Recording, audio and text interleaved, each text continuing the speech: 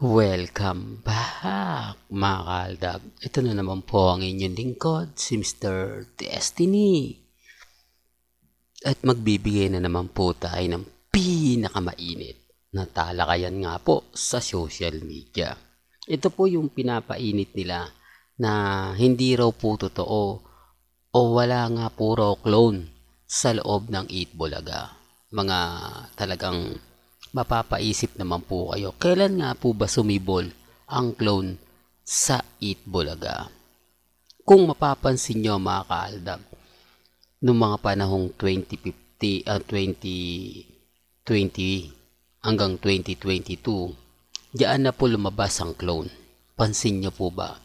Talagang tinrabaho ito ng Sarsuela. Talagang, kumbaga, kinastusan po ang isang kahawig ni Mengay na nanalo nga po o sabihin natin na sumali sa audition sa Eat Bulaga. Pansin niyo po ba mga kaaldab? Simula noon pumangit po si Mengay.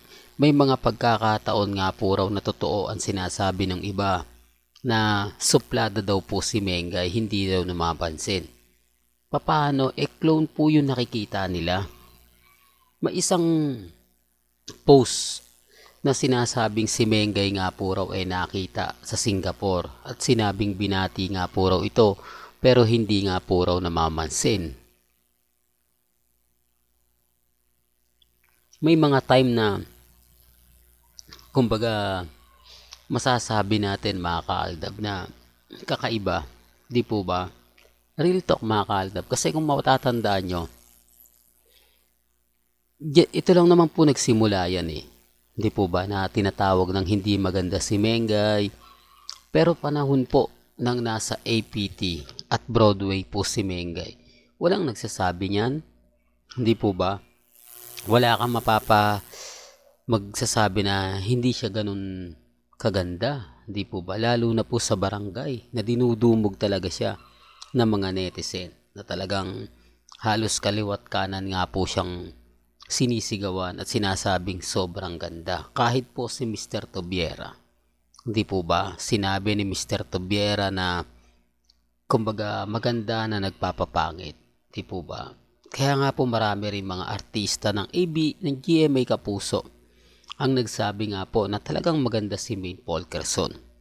At eto rin po sa loob ng ABS-CBN, kung matatandaan nyo, remind ko lang po, ang isa pa with feelings, napakaraming cast doon, mga crew, mga staff, ang nagkwento nga po na grabe nga po raw sobrang bait ni Mengay at sobrang ganda.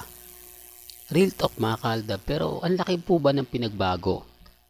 Ang laki nga po ba masasabi nyo ng pagbabago ng pagpasok ng 2020? Kung ikukumpara mo sa 2019 hanggang 2023, di po ba? Sinasabi ko lang po ito para lang po sa kaalaman ng lahat. Sinasabi ko lang po ito para lang po sa mga taong dumadaan at bumibisita sa channel natin. Di po ba? Para may idea rin po kayo na may mga bagay-bagay nga po na mapapaisip din po sila. Sinasabi ko lang po ito para lang po klaro. Lalo na po sa mga nagsasabi na kumbaga walang clone sa Eat Bulaga. Okay lang po yun. Real talk, okay lang po yun. Pero bago natin ituloy itong mainit na talakayan po natin, kung bago ka lang sa channel na to at isa kang true-blooded Aldab Nation na nagmamahal po kila Mengay at Isoy, tama po ang channel na pinuntahan mo, kaya consider na po kitang bagong subscriber. At huwag mong kalimutang i-share ang mga video po natin sa mga mamis at sa mga titas at sa mga senyor. Ito po yung lagi kong pinapaliwanag na kumbaga pagdating po kasi kay Mengay, siya po talaga yung pinakabida. Siya po talaga yung laging pinag-uusapan. Di po ba? At ito nga po na kumbaga kasama na naman po sa 12 star na kung saan nga po may mga cooking skill ng at culinary school. Siyempre hindi nga po talaga magpapahuli yan si Maine Polkerson. Kaya nga po marami naiinggit eh. Kanina number 17 na celebrity na pinanganak na mayayaman, na kumbaga naging social media, di po ba? Kumbaga sobrang sikat. Sinasabi ko mga kaaldab na ginagawa po nila para kanino? Para kay Mengay. Real talk mga kaaldab. Kaya nga sinasabi ko to para lang klaro, para lang po malaman nyo na may mga tao talagang gustong-gustong pabagsakin si Maine Paul Carson. Di po ba? At kung hindi po maganda si Mengay, hindi po siya magiging Pace of the Year 2021, 2022, 2023. Di po ba? Ano yung bulag yung mga hurado? Ano yun? Kumbaga na nababayaran sila? Hindi, para lang klaro, para lang po sa kaalaman ng lahat, para lang po sa mga taong bumibisita at dumadaan sa channel natin. Di po ba? Yun naman po yung kagandahan nyo dito po sa channel ni Mr. Destiny. Lahat po ng mga update na gusto nyo mo pong mapanood, makita, relax lang. Di po ba? Tapos, ang dami po nilang mga komento na ganito, ganyan. Normal lang po yan. Real talk mga kaaldab, normal lang po yan. Ako lang po yung nagpapaliwanag. Kaya lang po, syempre, nababash din po tayo dahil yung iba talagang galit na galit kay Congressman Arjo. Ayaw po nilang mababalitaan. Pero nandyan po tayo sa social media. Andyan po tayo sa, kumbaga, lagi siyang dinidikit. Lagi siya nakakabit. Dahil wala naman po kasing update kay Congressman at puro kay Mengay lang po. Normal lang po yun.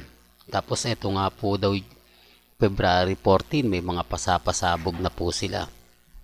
Sinasabi ko lang po ito para lang po klaro para lang po alam po ninyo, hindi ko to pinopromote, para lang po sa kaalaman ng lahat dahil kada update natin sinasabihan tayo, hindi pinopromote mo lang. Hindi po tayo nagpo-promote at never po tayo magpo-promote. Real talk mga kaaldab, never po tayo magpo-promote kasi kumbaga tayo naman po yung panalo rito tayo naman po yung bagilagi dito. Kaya hindi po natin yung ginagawa. Sabi ko nga po sa inyo, pinapaliwanag ko lang po kung yung mga kumakalat na sinasabing hindi daw totoo, wala daw pong clone. Kayo na rin po makapagsasabi niyan, kayo na rin po magpapatunay niyan. Di po ba na kailan nga po ba naglabasan na sinasabing pangit pala si Maine Paul Carson? Pangit, hindi pala kagandahan si Maine Paul Carson. Di po ba? Lalo na nga po kay Romel, di po ba, yung baklang kasama lagi ni Christopher Min, hindi daw po kagandahan si Maine Paul Carson. Sinabi niya po yan, di po ba? Kaya nga sabi ko sa inyo, kailan nga po ba lumitaw ang clone? At kung kailan nga po ba pumangit si Maine Paul Carson? Di po ba?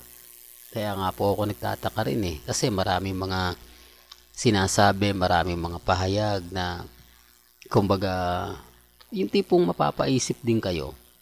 Real talk mga kaaldab. Kung kailan nga po lumabas ang clone, doon na po ang nag-issue na pumangit si Mengay, umitim si Mengay, pero kita nyo naman po yung post. Di po ba? Marami po talaga nakakapansin yan. Sa bagay mga kaaldab, sabi ko nga po sa inyo, may mga bagay-bagay po, may mga point na si Mengay laging front. Di po ba? Laging nasa likod, tapos parang hindi gaano nagsasalita. Parang, eto, pansin nyo po ba, na kapag ka-clone, hindi po siya tinatawag nila Jose, Wally, Paulo, lagi nasa likod lang. Tapos, iniba na po, si Baby Miles na nga po yung binabanggit lagi. Si Baby Miles na po yung pinaka-front sa 8 Bulaga. Pansin nyo po ba? Marami po nakakapuna yan. Sa bagay, hindi naman po nila alintana yan kasi nga po, hindi naman lagi nakapokus kay Mengay. Hindi naman po lagi nakatutok kay Mengay yung camera. Di po ba? Yung segment niya lang, therapy. Di po. Real talk mga kaaldab. Minsan, hindi pa gaano siya pinufront. Pero may kanya-kanya tayong opinion. Hanggang dito na lang po ang ating latest updates. Kaya kung gusto nyo pa po ng pinaka-latest at sariwang update, abay tumutok lang po kayo dito po sa channel ni Mr. Destiny para updated po kayo sa mga latest at sa mga bagong video po na ilalabas po natin maya maya lang. Hanggang sa muli, salamat po sa panonood at pakikinig.